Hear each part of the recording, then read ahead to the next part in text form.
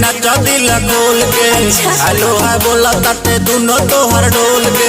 अरे चुप रहा। ए हो हेलो है नाचे गोरी नाचा दिल खोल के।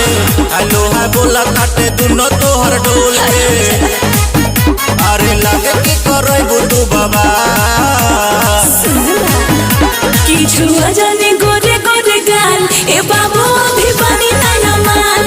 छुआ जाने गोरे गोरे गाल ए बाबू अभी बनी ना मान। का बुझला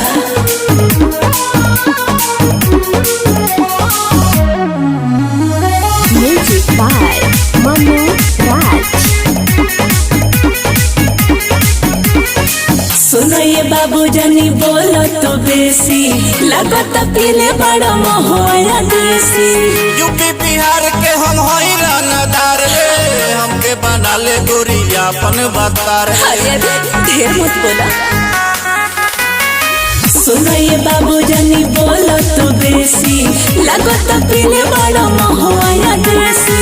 यूपी बिहार के हम होई रंगदार रे। हमके बना ले गोरिया अपन बतार रे। ढेर बोला तब एजा करी नहीं केहू सवार। हे राजा अरे छुआ जाने गोरे गोरे गाल ए बाबू अभी बनी नया मान।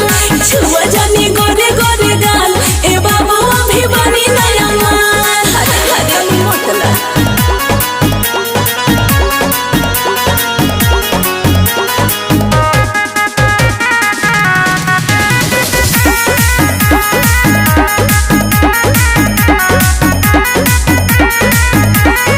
पाठक उमेश बैठल बाड़े हो भिरिया।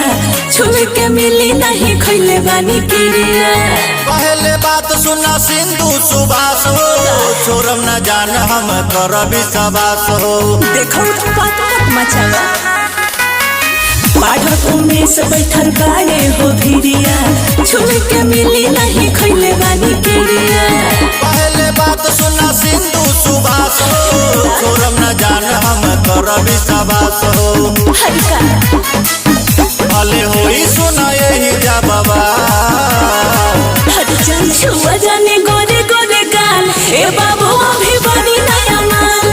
छुआ जाने गोरे गोरे गाल ए बाबू अभी बनी नया मान। हटना